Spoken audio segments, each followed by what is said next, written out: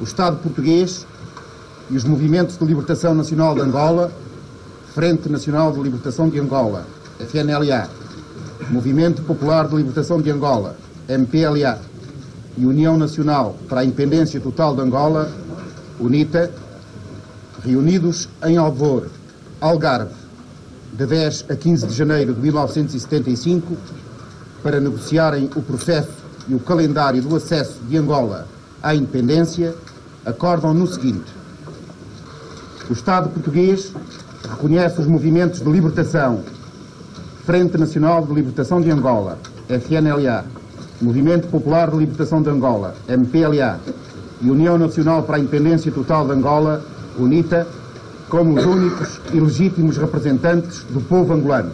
Uma coisa que surpreendeu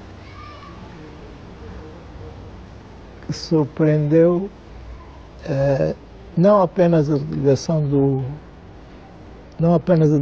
do MPLA, mas também alguns elementos de outras delegações, da FNLA e da UNITA, foi a posição que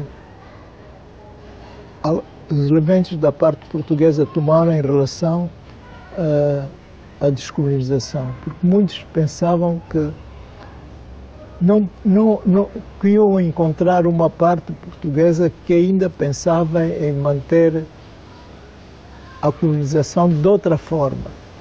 Mas quando viram que as pessoas queriam de facto uma descolonização, as pessoas ficaram surpreendidas. Algumas pessoas pensavam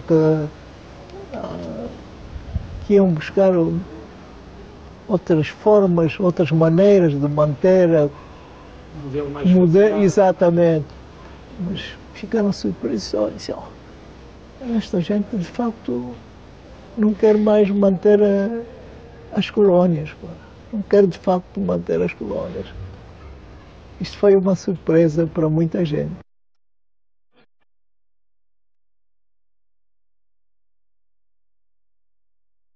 O Acordo de Alvor foi sim uma esperança para Angola, porque foi realizado em um espaço muito curto, que ninguém na altura pensava que se realizaria, mas foi realizado. Agora, na sua aplicação deixou muito a desejar, sim, porque simplesmente não foi cumprido.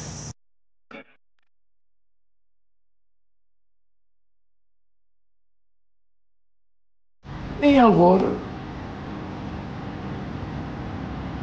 fez-se aquilo que foi possível fazer. Saímos lá mais ou menos alegres, mas infelizmente o governo de transição não funcionou.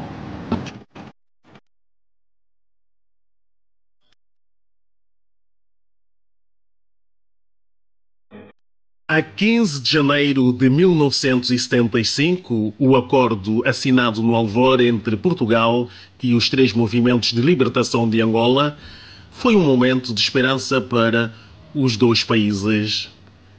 Para trás ficavam 13 anos de guerra e milhares de mortos e estropiados angolanos e portugueses.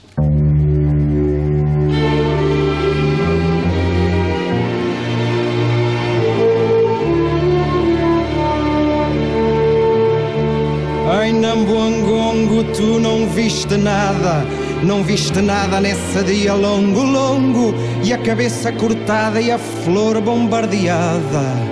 Não, tu não viste nada em Nambuangongo. Falavas de Hiroshima, tu que nunca viste em cada homem um morto que não morre. Se nós sabemos, Hiroshima é triste, mas houve. Em Nambuangongo existe em cada homem um rio que não corre.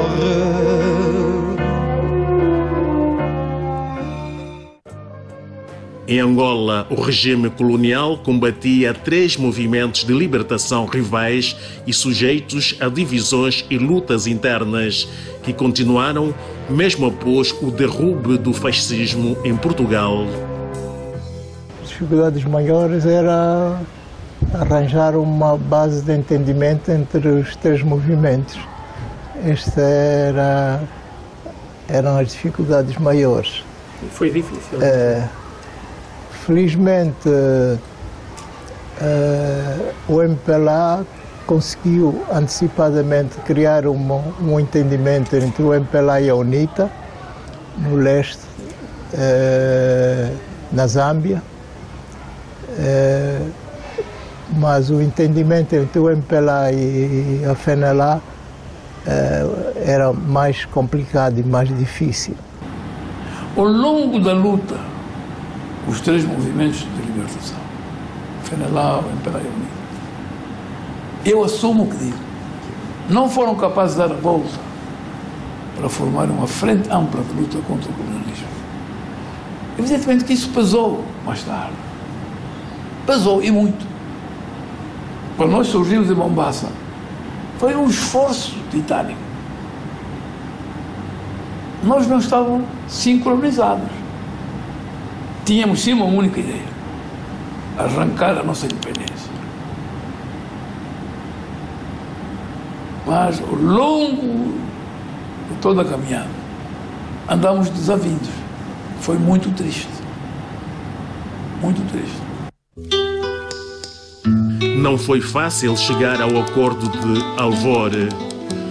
Foram meses de contactos diplomáticos e conversações prévias, durante os quais, em Portugal e em Angola, se confrontavam diferentes pontos de vista sobre o futuro a construir.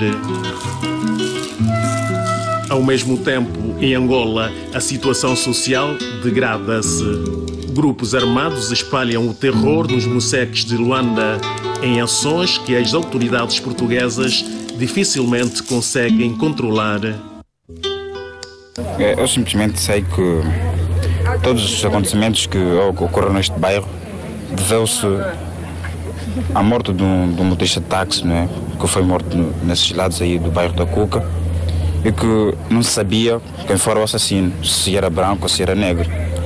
No entanto, os motoristas de táxi, os outros colegas, entenderam ir ao governo geral, não é? Lá foram fazer os seus protestos, mas não sei o que é que lá foi resolvido. E cerca das 4 horas da tarde, 3 horas, comerciantes e motoristas de táxi aglomeraram-se ali ao pé do tanque de água e então esperavam todos aqueles indivíduos inocentes que vinham de serviço. Foi tudo destruído, roubaram-me tudo, não me deixaram nadie, arranjaram-me a mim e aos meus filhos com a roupa do corpo. Mais nada, tudo despejado, tudo abandonado. As que não levaram, partiram-me tudo, está tudo esmagado. Não tenho nada. Porque é pelos pretos, pelos meus vizinhos e pelos pretos, por um bando de pretos. Muitas vezes diz que o problema foi levantado sobre os taxistas. Mas eu tenho visto muitas vezes, antes disso, vi já alguns roubos, até de mão armada, a comerciantes, e portanto acho que não foi o problema de taxistas que levantou. Simplesmente talvez tivesse sido mais cedo do que eles esperavam, não é? Porque isto ia acontecer mais cedo ou mais tarde. Porquê? Porque talvez por movimentos do exterior. A população, não digo, a própria população, não digo que fosse ela que tivesse essa vontade de fazer tais coisas, não é? Mas foi impulsionada por indivíduos também de má intenção. Isso desconheço, não é? Mas essa população, essas pessoas vieram de fora, de onde?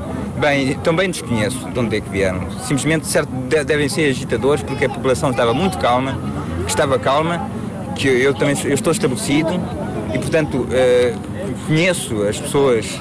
A situação da Nacazém é uma situação podre, cada vez mais, pior. Porquê? Porque, é claro, somos agredidos. Quem? Por os bandos. Quem são esses bandos? Esses bandos, se eu conhecesse, era bom. Mas são do bairro ou são fora do bairro? Vêm fora do bairro. São pessoas conhecidas, que nós não conhecemos. Por isso, latimamos isto muito. Estamos numa situação péssima e pior. Mas acho que tende a melhorar ou a piorar?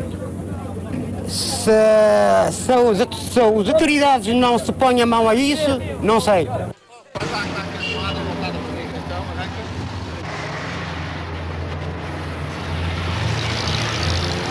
Você morava em Luanda? Eu morava cá. E agora vai-se embora? Vamos embora. Porquê? Ver a guerra.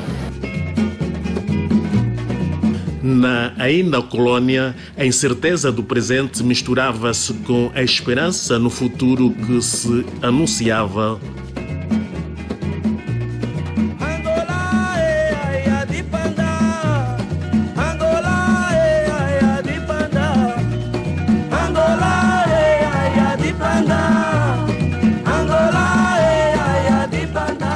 Houve uma iniciativa, partiu da OA, preparada por Nyerere, Kaunda e Mobutu, que tentamos criar um Conselho Superior de Relação de Angola. Não funcionou. O Neto queria ser o líder desse conselho. E muitos países africanos, até amigos do próprio Angola, não é possível. O Aldo Roberto também queria. Não é que queria. Não, o Aldo Roberto é que conduz a luta armada no interior. Portanto, o Aldo ficou com a presidência desse conselho e também foi um nado morto. Foi um nado morto. O MPLA sabotou os trabalhos todos, nunca participou. E aquilo morreu. Todas as partes, por acaso, compreendiam que não eram pacíficas as conversações. Porque, primeiro, nós vínhamos de uma situação de conflito armado. Segundo, nós vínhamos de uma situação de divergências. E nós vínhamos de uma situação de divergência entre as partes. Não apenas entre a parte portuguesa e os movimentos, mas entre os bons movimentos. Portanto, foi possível, entre os movimentos, chegar a um entendimento para ir às conversações, graças à intervenção de alguns países africanos, por exemplo, como o Quênia, que teve uma intervenção de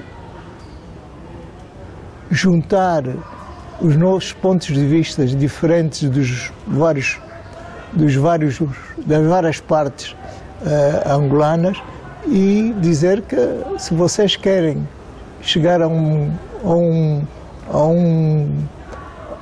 uma negociação para a independência, têm que chegar a um entendimento entre vocês. Não podem ir negociar cada um com o seu ponto de vista, porque a parte portuguesa não vai aceitar uma negociação assim.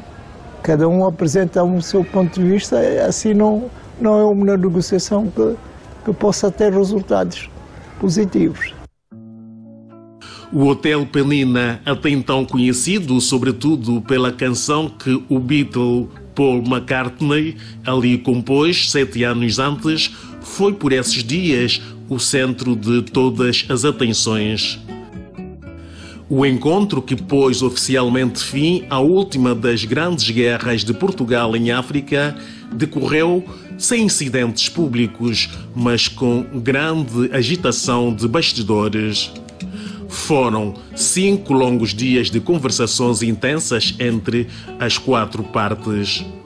Portugal, com delegação liderada pelo capitão de Abril Melo Antunes e os 3 movimentos de libertação angolanos internacionalmente reconhecidos, encabeçados por Aldo Roberto da FNLA, Agostinho Neto do MPLA e Jonas Savimbi da UNITA.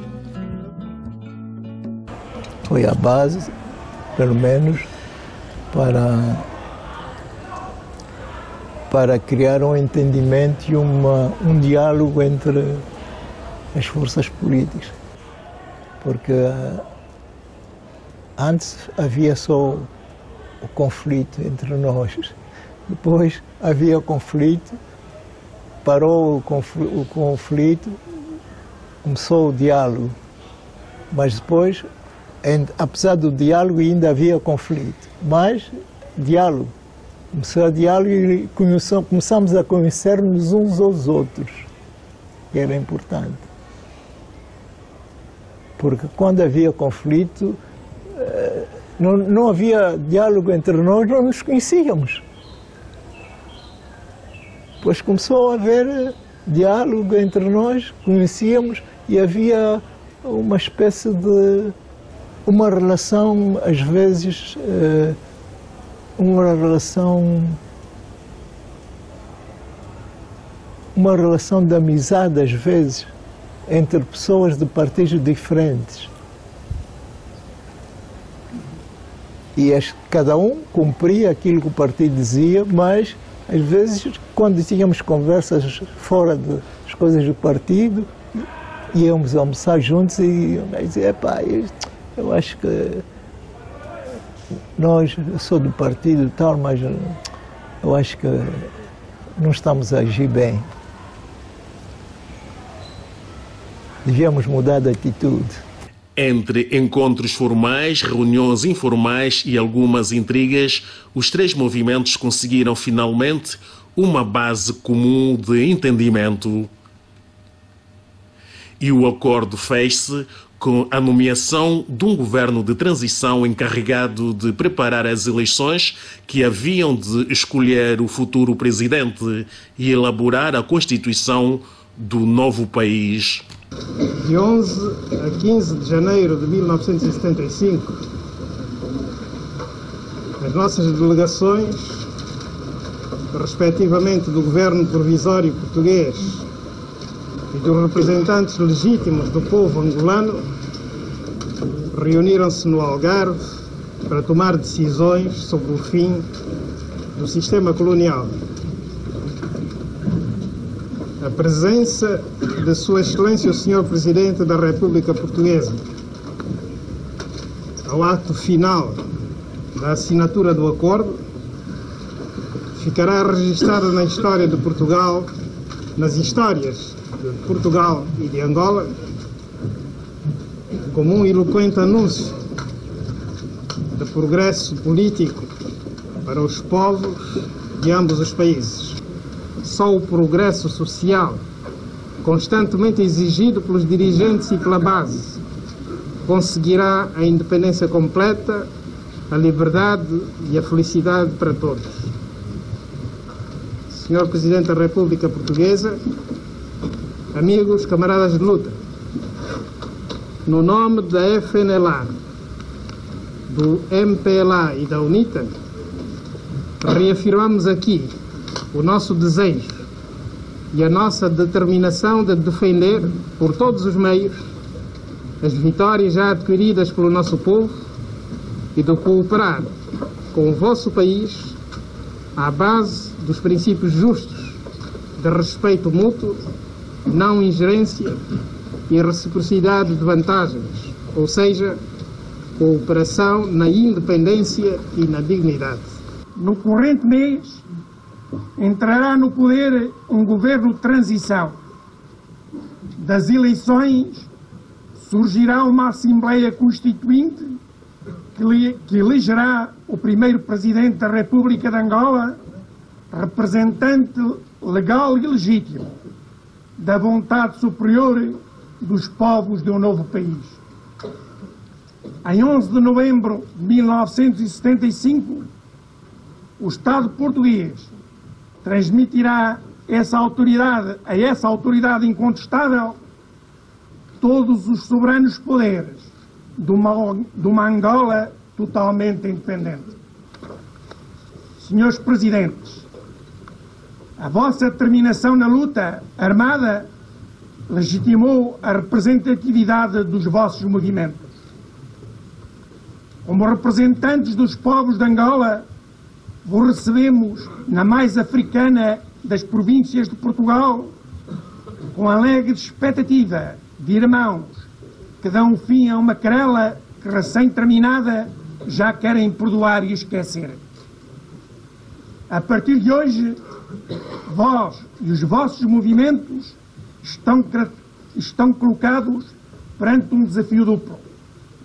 É a esperança de todos os angolanos a exigir que homens e partidos, apesar das diferenças sociais, filosóficas ou políticas, saibam encontrar soluções angolanas autênticas, baseadas na capacidade de diálogo, no espírito de cooperação e na boa vontade de servir o vosso país, que vossas excelências acabam de demonstrar.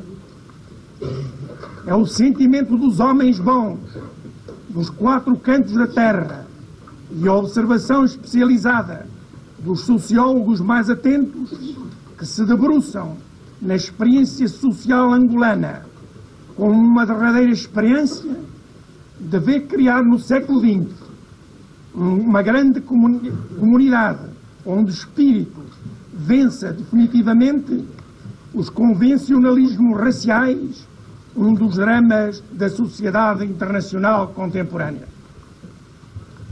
Temos sólidas razões para crer que ireis triunfar dos 2 desafios, criando condições sociais e políticas para o desenvolvimento acelerado do vosso portentoso país. Das palavras aos atos, as boas intenções ficaram pelo caminho. O governo de transição tomou posse, mas o entendimento entre os 3 movimentos durou pouco tempo. Éramos 3 parceiros, 4 aliás. O MPLA não cumpriu, a FNLA também não cumpriu, porque logo de início os 2 começaram a lutar. E também eu penso que o grande não cumpridor de tudo isso foi Portugal, porque Portugal tinha aqui todos os elementos que lhe davam o acordo, e também o governo de Portugal, sobretudo dirigido pelo COPCOM, para levar este país até a sua independência. E Portugal não foi até o fim, não respeitou aquilo que estava estabelecido, quer dizer, conduzir Angola em paz para a independência. É verdade que há uma parte que estava sob a alçada do governo de transição, que era a organização de eleições, que devia ter ocorrido um mês antes do 11 de novembro. Mas quem levaria Angola, quem devia libertar-se do 11 era Portugal. E nós queríamos, e Portugal falhou. O processo de descolonização foi conduzido pelo Partido Comunista Português, que tinha membros influentes, o famoso movimento das Forças Armadas. Eles é que dirigiam esse processo. E tinham ideias bem fixas. Tinha em Angola o aliado MPLA, em Moçambique a Frelimo, e o PSGC, a Paruma Bolepo, o PSGC proclamou sua independência, não esperou. Portanto, o MFA fez tudo para torpedear o processo, porque tinha um parceiro declarado. Mas o parceiro, infelizmente, esta é a verdade, eu tenho muito respeito pelo MPLA, um partido irmão, não me move nada, nenhum ódio, nenhum rancor, mas dos 3, afinal, era o gigante político e militar. Está ali. Hoje aí há uns que confirmam, vídeos confirmam, de altos dirigentes do MPLA que dizem isso. Então aquilo não agradava a Portugal. Afinal, não cheirava bem. E tudo se fez para que o processo descarrilasse. E descarrilou. E isto não é uma questão portuguesa, é uma questão nossa, interna, entre nós. Nós nos desentendemos. Nós não nos entendemos. Desentendemos. Nos meses que se seguiram, assistiu-se ao êxodo de milhares de portugueses e descendentes de portugueses. Mais de 300 mil abandonaram a já quase ex-colónia rumo ao país de onde tinham saído ou que, em muitos casos, nunca tinham conhecido.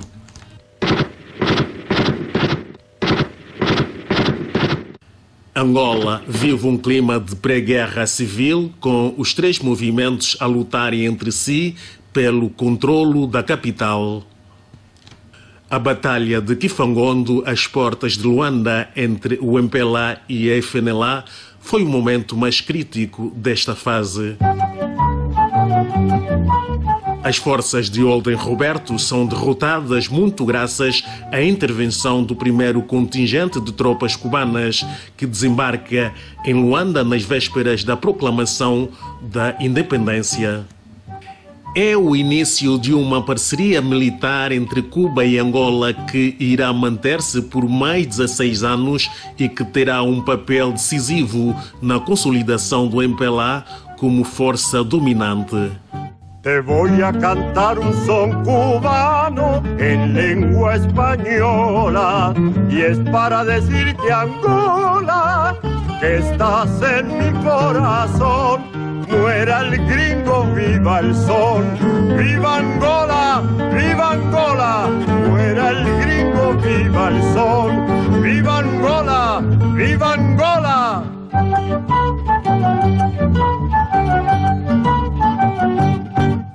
A proclamação da independência a 11 de novembro foi o único ponto do Acordo de Alvor que se cumpriu.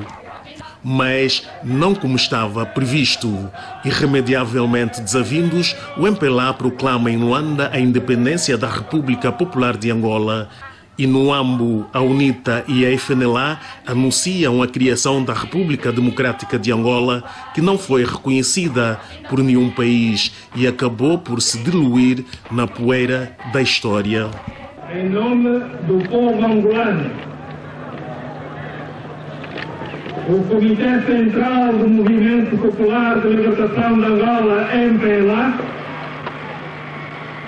proclama o nosso país constituído em República Popular de Angola.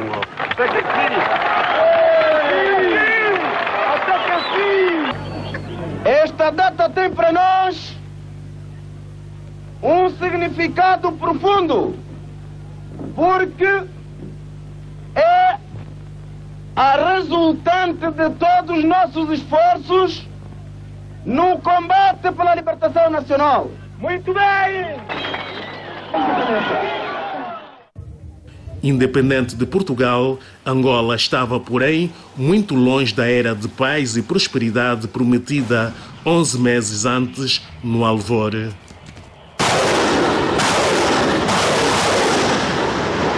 A guerra fratricida que se seguiu durante 27 anos causou mais de 500 mil de mortos, deixou feridas difíceis de sarar, mas não destruiu a esperança nem o orgulho dos angolanos.